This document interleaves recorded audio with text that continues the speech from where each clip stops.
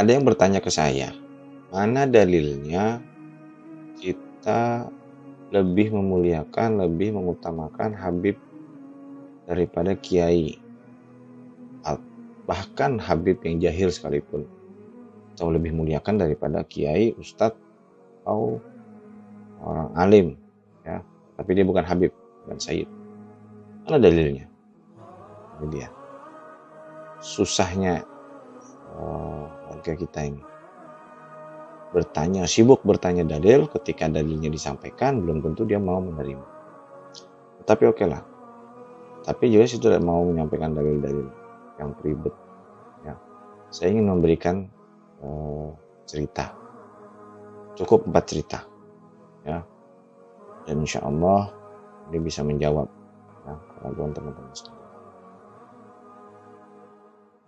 Bagaimana para kiai-kiai kita, ulama-ulama kita itu begitu memuliakan para habaib zuriyah Rasulullah Shallallahu Alaihi Wasallam. Cerita yang pertama, cerita tentang Kiai Hamid Pasuruan. Antum sekalian yang mengaku aswaja Ahlussunnah wal Jamaah pasti kenal, minimal pernah dengar Kiai Haji Hamid Pasuruan. Ya, beliau ini adalah alim, wali, auliyaillah. Beliau termasuk daripada kiai yang sangat mencintai zuriyah Rasulullah Shallallahu Alaihi Wasallam. Nah, diceritakan maksudnya Habib Taufik Sagaf Pasuruan, saat beliau masih kecil, beliau terluka, ya, terluka tangan, jatuh, ya. Lalu begitu perhatiannya, Kiai Hamid ini, ya, langsung memanggil dengan santunnya, menanyakan bahasa Jawa, ya. Saya bahasa Indonesia kan aja lah. Kenapa Yi? Kalau di Jawa Timur, Sayyid Habib yang masih kecil, anak-anak itu dipanggil Oyi, ya. Kenapa Yi? Jatuh Pak Kiai, kata Habib Taufik. Dia masih kecil. Oh gitu. Tak baca-bacain, baru tiup gitu. Kalau bahasa Jawanya itu apa? Tak suluk apa gitu ya? Tak suwuk, ya. Tak suwuk dengan aroma beliau, yang sakit tadi beliau. Tapi yang jadi poinnya adalah begitu Kiai Hamid ini sangat penyayang, ya, dan luar biasa pada Habib, ya, zuriyah Rasulullah, bahkan masih kecil. Oke, Kiai Hamid Pasuruan. Banyak cerita-cerita tentang Kiai Hamid Pasuruan begitu mentaksimi daripada para zuriyah Rasulullah SAW. Ya, antum nanti bisa cari linknya di Google atau nanti bisa baca deskripsi bawah video ini. Cerita kedua, ya, Kiai Haji Hasan, Kiai Haji Zirul Hasan Genggong, Kiai besar juga di Probolinggo, tempat kelahiran ayah saya, Probolinggo. Kiai Haji Hasan, ya. Orang Jawa Timur insya Allah kenal lah. Ya. Beliau ini juga terkenal daripada wali min auliyaillah. Di antara karomah beliau adalah beliau bisa mencium aroma daripada zuriyah Rasulullah Shallallahu Alaihi Wasallam. Pada suatu ketika dikabarkan oleh ajudan beliau, ya, santri dalam yang melayani beliau itu bahwa akan ada tamu kedatangan, akan ada tamu yang datang ke beliau. Maka beliau menyampaikan, siapkan makanan yang enak-enak, siapkan makanan yang spesial. Nah, lalu para abdi-abdi santri-santri dalam ini bingung, bertanya, ini siapa ini kiai atau siapa ini yang orang hebat betul yang datang ini siapa? Karena biasanya yang disiapkan hanya biasa-biasa saja. Setiap bertamu ya artinya tetap optimal, tapi biasa-biasa saja atau tidak seperti biasanya gitu.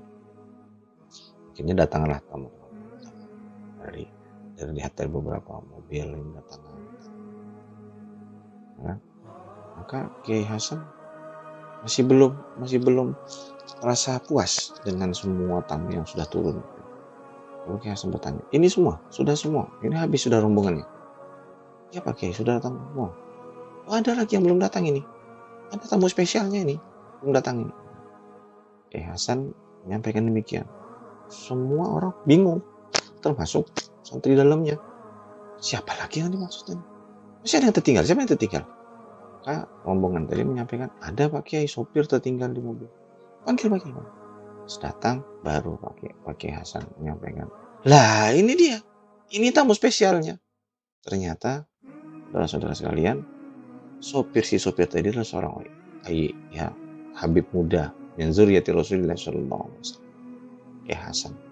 Begitu karomah beliau bisa mengetahui seseorang itu adalah zuriyah Rasulullah.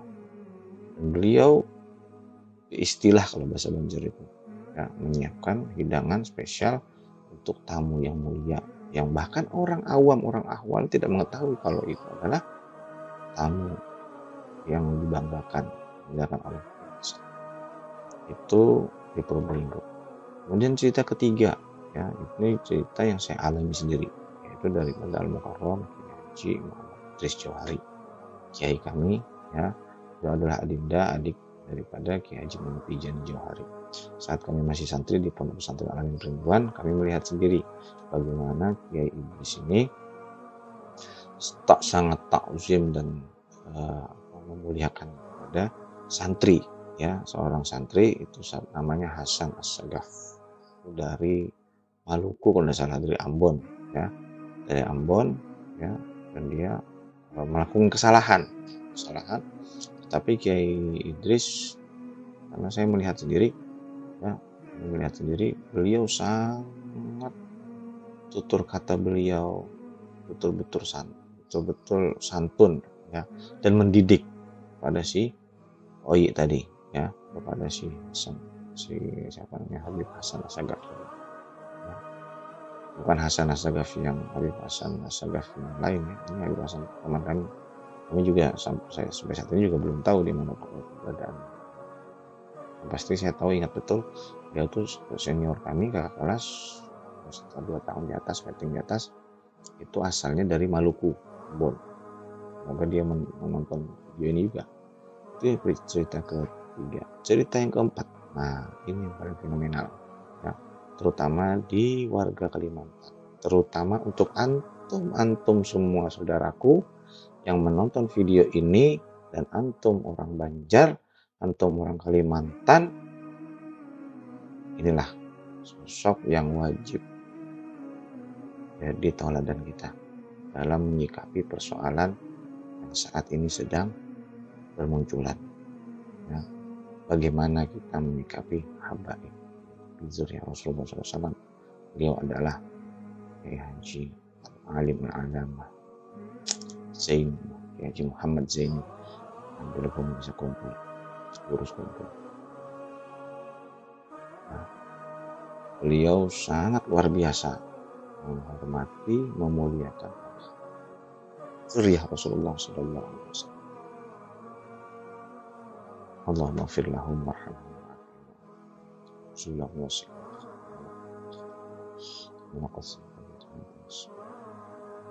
Allahumma syurna ma'ahu rahmatika ya. Urus kumpul saat beliau sakit, banyak sekali cerita-cerita tentang urus kumpul, bagaimana para habaib dan zuriyah Rasulullah SAW. Bahkan nanti di deskripsi link ini akan saya sampaikan juga bagaimana urus kumpul mengajak kita semuanya jangan sekali-kali kita menghina, mencaci maki ahlul bait dan zuriyah Rasulullah SAW. Ya, urus kumpul waktu beliau sakit, susah sekali itu terbaring. Tapi karena datang tamu mulia daripada Makkatul Mukarramah dan zuriyah Rasulullah SAW, beliau menguatkan diri beliau untuk bangkit dan menjamu tamu-tamu yang datang, mendengarkan, saling mendoakan. Videonya banyak di YouTube, antum cari semua bisa. Inilah kiai-kiai besar dan beliau itu adalah semuanya mustasyar NU di zamannya. Maka kalau kita mengaku Nahdlatul Ulama, maka jangan sekali-kali kita masuk dalam golongan orang-orang yang mencaci para habaib. Bersuudzon saja kepada para habaib. Nauzubillah, summa na'udzubillah min dzalik. Tanggung jawabnya yang kita berat. Bagaimana kita di hadapan Rasulullah Sallallahu Alaihi Wasallam? Bagaimana kita akan menghadap Rasulullah Sallallahu Alaihi Wasallam dengan hati yang kotor, hati yang penuh dengki, hati yang penuh iri, hati yang penuh kebencian kepada cucunya baginda Rasulullah Sallallahu Alaihi Wasallam. Usikum wa iya ya nafsi bitaqullah. Assalamualaikum warahmatullahi wabarakatuh.